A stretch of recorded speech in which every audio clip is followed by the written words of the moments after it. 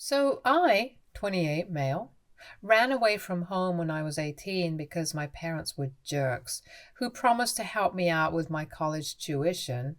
But at the very last minute, they backed out and told me that they couldn't help me out and left me with no other option than to rely on somebody else for the money. Let me just make it clear, I was not entitled enough to believe that they owed it to me or anything. But I had been told by my parents categorically that they would pay my college tuition for me when the time came. My parents were well off. My dad had his own business and it was quite successful in its own right. And my mother was a moderately successful real estate agent, so I had a relatively comfortable childhood and everything was taken care of. I never had to worry about money, and I am thankful for it. I went to private school my entire life and never had to work a day until I turned 18. The reason for that was that my parents always reassured me that they would pay for everything and I would be taken care of. So I never thought that I would ever need to worry about how I was going to pay through college because my parents always told me that they were going to handle it all. Naturally, I never felt the need to go out and look for a job or anything because I assumed that it would be taken care of since I trusted my parents and knew that they would handle it. I also didn't have any reason not to trust them or to question them because they always gave me whatever I asked for. And I had a great relationship with my parents, so there was no reason for me to doubt them. I would not say that I was spoiled, but I was always taken care of, that was for sure. I never had any extraordinary demands either. I was pretty easy to handle as a kid. By around the time of my 18th birthday, I started noticing that my dad was really getting worried about work and would spend way too much time in his office, which is not something that he used to do before. He seemed to be constantly stressed out, and I never knew why. I asked my mother several times if he was all right because he didn't seem so, and my mother kept telling me that he was fine, even though his behavior said otherwise. This went on for a few months, and I just assumed that it might be something work related that he wasn't willing to talk about. But I didn't let it affect me because I had my finals coming up, and I was too busy studying and cramming last minute to care about anything else. After my finals were over, it was time for me to celebrate my 18th birthday, and I was having a relatively stress-free week until the day of my birthday. On the morning of my birthday, my parents came to my room and wished me well. But instead of leaving, they told me to get dressed and come downstairs for an emergency family meeting in the living room. They looked pretty grim, and that should have been my signal to understand that something was very wrong, but I still had no idea what was about to come. I got dressed quickly and headed downstairs. Once we were all seated, my father started telling me that he had kept a secret from me for quite a few months now. But he thought that it was the right time to tell me the truth now. My mother could barely look him in the eye, and my dad also seemed pretty fidgety. He told me that the business has been struggling for the past couple of months, which is why he had been working extra hard to make ends meet and to be able to pay all of his employees, but it's been a struggle. He told me that he himself had to take several salary cuts just so he could still continue to pay his employees, and my mother was the one handling all the household expenditure for the past few months, which was difficult because our lifestyle was quite expensive, and my mother did not make enough, at least not as much as my dad. But things were back on track now, and his business was finally doing well again, so they were going to recover the losses soon enough. I thought that was what the meeting was about, so they would just include me and tell me about it. But there was more to it, and that's what they wanted to talk to me about. They told me that now, since they were going to have to be a little more careful with money, they could not afford to send me to college on their dime anymore.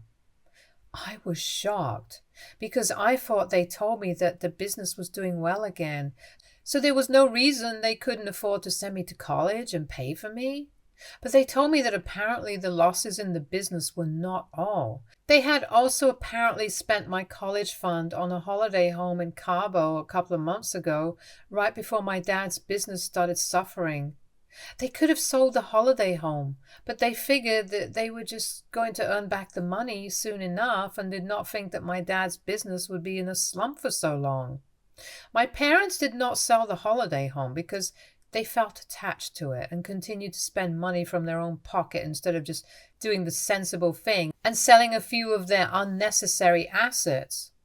This is what led them to realize that they could not send me to college, not without their finances taking a huge hit. And that was it.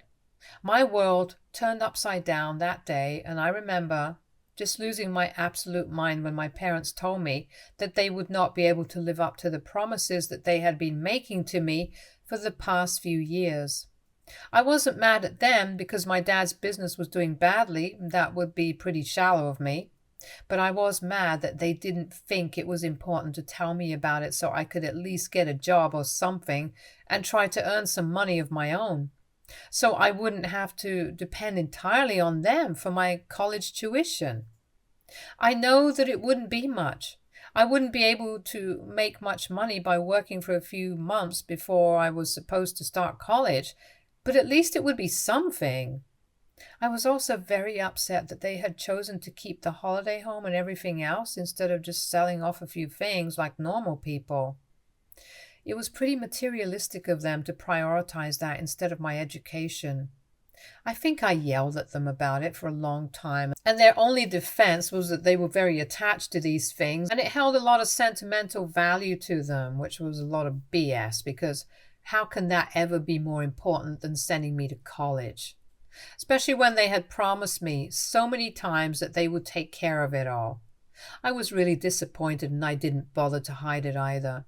They had really hurt my feelings by lying to me and hiding things from me, especially when these were things that I deserved to know, and more than deserved. I needed to know it because otherwise it would only create trouble for me in the future, and it did. We got into a very bad fight that day. My parents accused me of only caring about money and being an entitled and ungrateful brat. But I don't think that was right because I was only asking for what they had promised me.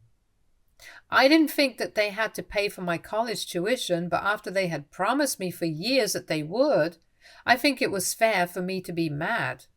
Even if they had told me about it a couple of months before they did, I wouldn't have had a problem with it. But they told me just a few weeks before I was supposed to start, and it left me with nowhere to go, and I was a total mess. A lot of things were said, and the fight ended with me going back up to my room and crying until it was dark. It was my birthday, but I didn't even want to talk to anybody. So I turned my phone off and tried not to think about my bleak future. I could get a student loan, but even that would require my parents to sign off on it. And given their financial condition at the time, it would take them a while to recover from the losses that they had been facing in the past few months. And I don't think that they were ready to take on a loan at that point of time. Otherwise, they would have suggested it themselves. So I didn't know what to do. I just kept crying in my bed because I was so upset. What made me feel worse was the fact that my parents didn't even bother to come up and check on me, as if they didn't even care about me. That really hurt my feelings, and towards the evening, I started feeling upset and angry instead of just sad. In the heat of the moment, I decided that I was going to teach my parents a lesson and start packing my clothes and stuff so I could run away from home. At the time, I was not aware that this would turn into a permanent thing, and in no way would I have ever been able to predict my future in 1,000 years when I was 18. I guess I was being a little bit of a brat at that time because I just wanted to get back at my parents and get them all worried about me. So I sneaked out of my room and out through the kitchen door carefully enough not to alert anybody in the house that I was leaving. I was quiet enough and was able to leave without much noise, and nobody noticed that I was gone. From there, I headed to my girlfriend, my current wife's house. My wife, Haley, 28 female, was my childhood sweetheart, and I knew that I could count on her. Besides, she had been calling me all morning, but I hadn't been able to respond to her, so I thought I would just pay her a visit. I also knew that I was welcome at her home whenever I wanted to go because her parents loved me, and it would not be an issue. When I got to her house, she was the one who opened the door, and she told me how worried she had been because I hadn't been responding to any of her calls or messages all day. And I had even canceled the party that I had invited them over for. So we hugged out, and I told her everything that had happened that day. She seemed shocked because she knew my parents as well, and she was also struggling to come to terms with the fact that they would do something so stupid. I told her that I had run away from home with a few of my things and I was going to hide out in her house for a few days, and she seemed to be okay with it. But when I told her parents about my reckless plan, they were obviously against it and tried to tell me, as politely as they could, that it was a very bad idea and it could backfire on all of them if they helped me out. At the time, I didn't realize that what they were saying was true because I was just an idiot and tried to argue with them, but they told me very firmly that they were going to call my parents and talk to them, but I could stay here until they had sorted things out. I didn't mind it though, since I knew that her parents and my parents were good family friends, so they would probably at least get my parents to apologize to me, which is pretty much just what I wanted at that point because that's the least that they could do for me. Instead, when my in-laws, Haley's parents, came back into the room after about an hour of being on the phone, they told me that I had to live with them for a few days because my parents were not ready to take me back yet. I guess, in a way, I have to thank my in-laws for making that phone call because otherwise my life probably would have taken a very different turn. On the phone call, Haley's parents had apparently told my parents that I had run away from home after they had told me that they would not be able to pay for me to go to college, and they had expected them to have a good laugh about it because it was kind of childish of me since I was just trying to teach them a lesson. But my dad was furious on the phone, and he screamed at Haley's dad and told him that if I really wanted to run away from home, then I could live with them for as long as I wanted to, and that he was not ready to take any more responsibility for me or what I did, since it was very clear that I was nothing but an ungrateful brat, and I didn't care about the well-being of my parents. I only cared about money and myself, so they were done with me now, and I could either apologize to them and beg for forgiveness, or I could stay away from my parents. My in-laws had the good sense not to tell me about what they had been told on the phone call when they came back into the room, and just told me that I had to stay with them for a few days, and I was okay with it because it just meant that I got to spend more time with my girlfriend. I also assumed that my parents would come around eventually and everything would be fine again, but that never happened. On the third day of my stay at Haley's house, her parents sat me down and finally told me that my parents had said that they were not going to speak to me until I had apologized to them for my behavior. I thought it was crazy, and I was quite indignant, so I told him that I was not going to apologize to anybody for what I did because I thought that I was perfectly reasonable in behaving the way I did. Haley's parents tried to reason with me and told me that while they supported me and honestly believed that this was my parents being inconsiderate and quite unreasonable, I had to go back home eventually, and for that, I needed to apologize to my parents. But I told them that I was putting my foot down and I was not going to apologize to them. I wouldn't even go home if it really came down to it, and I didn't want to be an inconvenience to them. So I would just look for a place to stay elsewhere. However, as I had mentioned earlier, Haley's parents loved me and told me that I was not going to go and live anywhere else until this fight was sorted out, and I would just have to stay with them. When I insisted that I leave, since I didn't want to be a burden on them, they rubbished all over it and told me that they didn't mind and that I was not a burden to them. So that was quite nice of them, and I ended up spending the next few weeks in their house until it was time for me to go to college. Yeah, I was actually able to go to college, and that's also thanks to my in-laws, because about a week after I left home, My father-in-law sat me down and told me that he had arranged for the money for my tuition, and I could finally make my peace with my parents now. He also told me that I didn't have to worry about the debt or anything, that I could pay it off eventually once I had a job, and it wouldn't have any interest rates either, since this was not a student loan, so it would be easier for me. So then he told me to call my dad and talk to him so we could sort things out and I could move back in with them. But I didn't think it was a good idea because my problem was not with the availability of funds. It was with the fact that my dad didn't even think that it was his fault, and he had nothing to be sorry about. It was the fact that he and my mother had been lying to me and giving me false hope for months, knowing that eventually they would just have to let me down. And that just broke my heart. Even if they were to go broke, I would still love them as my parents, but I cannot forgive the fact that they had been lying through their teeth. That was not acceptable to me.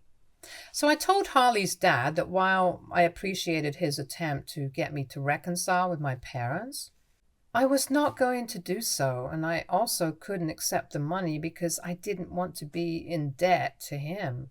So I tried to tell him that I didn't need the money, but he told me that I had to go to college, whether or not I reconciled with my parents, and he had already borrowed money from a friend, so it had to be put to use.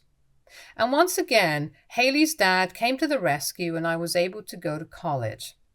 I told him that I wasn't comfortable taking money from him because I didn't want to be in debt, but he dismissed it by saying that I could just work after college and pay him back, but he had already taken out a loan, so now I had to go to college.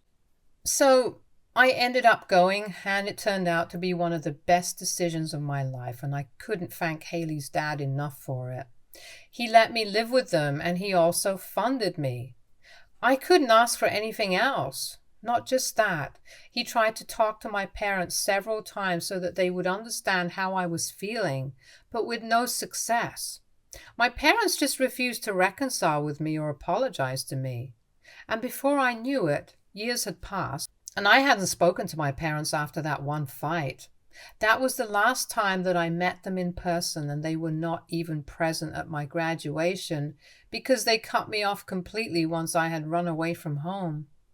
It was quite disappointing since I had always assumed that they would come around eventually, but the more I waited, the less likely it seemed. Haley's parents tried their best to be there for me, and I was quite grateful for it. Sometimes it did help me to forget that my own parents did not care about me. And I really don't think that I could have gotten through that period of my life without their support. They would always let me know that they were there for me, and occasionally even told me that my parents would be proud of me. But I didn't know that because my parents were no longer in my life. It was pretty difficult to deal with emotionally because I always had a great relationship with my parents growing up. But the fact that one fight was all it took to completely ruin our relationship was just a bit disheartening. And my parents actually chose their material possessions and ego over their own son. That's just sad. So I never called him, and they never bothered to reach out to me, and that was just how we stopped speaking to each other. And a lot of time has passed since then, 1 decade to be precise, so there has been a lot of change in my life, and first off, I got married a couple of years ago to the love of my life. No surprises there, of course. I got married to Haley, and life has been blissful since then. After a year ago, I had a beautiful baby boy with my wife, which just completed our family. My parents never asked about their own grandson. It's fine, though. I had kind of given up hope that they would ever contact me once I got married, without them being present at the ceremony. And not just my personal life. Things have changed a lot for me in my career as well. I started out working at a small firm, and I guess you could say that I worked my way to the top because I am now in a manager position and I get paid pretty handsomely. I have been able to pay off my debt to my father-in-law, even though he never brought it up and never asked me for the money because that's just the kind of person that he is. I wanted to let him know how grateful I am to him for everything that he has done for me, so I paid the money back to him, a little more than the original amount. It's just money. It can never actually show anybody how grateful I am for all their support throughout my life. So, in the past 10 years, things have changed for me, and I would say that life has only gotten better, and my 18-year-old self would be really proud of me if he knew where I had gotten to. And I genuinely never expected that I would hear from my parents ever again because, well, let's be honest, they had numerous opportunities to reach out to me. They could have tried to do so at my graduation when I got engaged or married or even when I had my first child, but they didn't. And that was a choice that they were making.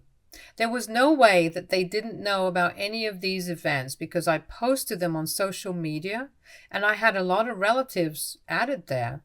So somebody must have told them, but they didn't care. So they didn't contact me.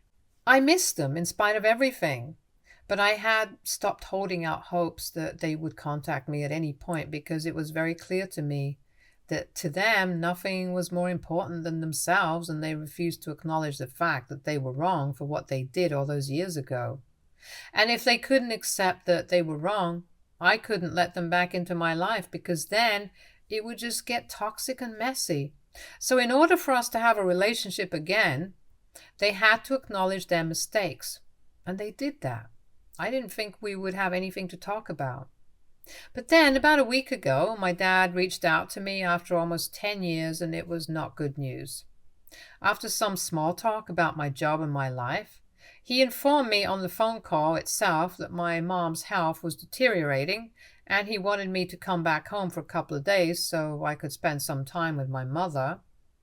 When I asked him what was wrong, he told me that my mother had been diagnosed with Parkinson's disease a couple of years ago, and she was really suffering.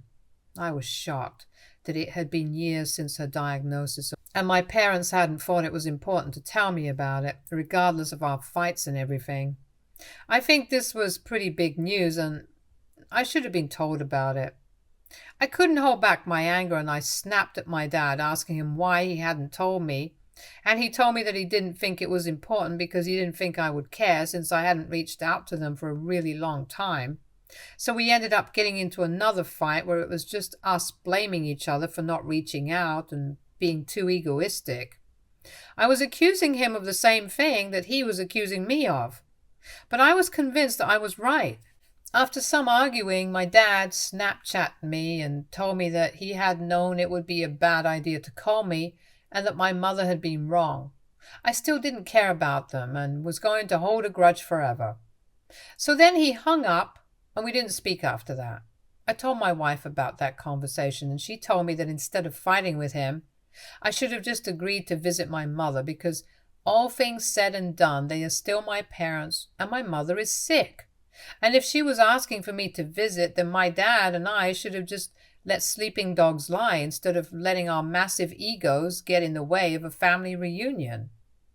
She thinks that choosing to fight with my dad instead of just letting it go because it has been 10 years was not the right thing to do. And she wants me to visit my parents so I can meet my mother. But I don't agree. I think my dad is being very inconsiderate, and I don't want to go to his house because then I'll be forced to apologize to him, or at least address the elephant in the room. But I'm also afraid that I might eventually never be able to speak to my parents again, and I don't think I want that. So AITA because I fought with my dad when he called me to tell me bad news about my mother. Update 1. Hello. So I spoke to my wife again, and Haley really made me realize the fact that I was acting exactly like my father by refusing to reconcile with my parents. So now I have decided I'm going to visit my parents and try to fix things with them. I'm not going to apologize because I don't think I owe that to them. And I'm sure that they are not going to apologize to me either. But anyway, in a couple of hours, I will head out and Haley will stay at home with our son. We have decided that if everything goes well this time, I might even invite them home to meet their grandson. This family feud has gone on for far too long, and I think it's time to bury the hatchet. I want my son to have a relationship with his grandparents, and I want to have a relationship with my parents because, like Haley said, at the end of the day, they still are my parents. I still don't know how they're going to respond to my visit, but I'm hoping that things will work out well. Keeping my fingers crossed. Pray for me. Update 2. So I came back from my visit to my parents a couple of hours ago, and I'm happy to say that it went pretty well. My dad was the one who opened the door to me, and as soon as he saw me there, he just broke down in tears and pulled me into a big bear hug. And I just started crying as well because it had been so long. It was just way too emotional for me, and then I met my mother, and she looked like a shell of her past self. And that was really depressing. We talked about a lot of things, and I told him all about my life, and it was nice. We also reconciled and decided that we were all being really stupid. They apologized for the incident from 10 years ago and said that they should have been better parents, and I told them that in recent times maybe I could have also been a better son. I have also invited them over for dinner next week, and they are finally going to meet their grandson, and I don't know who's more excited about that, them or me. Anyway, I'm just happy that everything went smoothly and I can finally have a relationship with them again. I came back and told Haley, and she was thrilled about it. So we are thinking about turning the next week into a family dinner with both our parents. Update 3. Hey, so this is coming just a couple of hours after the family dinner, and oh boy, it was a total blast. Everybody had a great time, and it was just really warm and comfortable. My parents and my in-laws finally reconnected after a really long time, since they had not been speaking on my account. My parents got to meet my son for the first time, and that was really emotional for them. We all cried a bit. But yeah, we are thinking about turning this into a regular thing now. Being around them really made me realize how much I had missed my parents in the last decade. And now that I'm back on good terms with them, I don't think I ever want to let that go, especially not with my mother's condition. I honestly don't know how much time I have with her, and I want to make the most of it no matter what. So we are going to try and make it a point to meet more often, and I really hope that it works out well for all of us. Stay tuned for more stories from our girl relationships.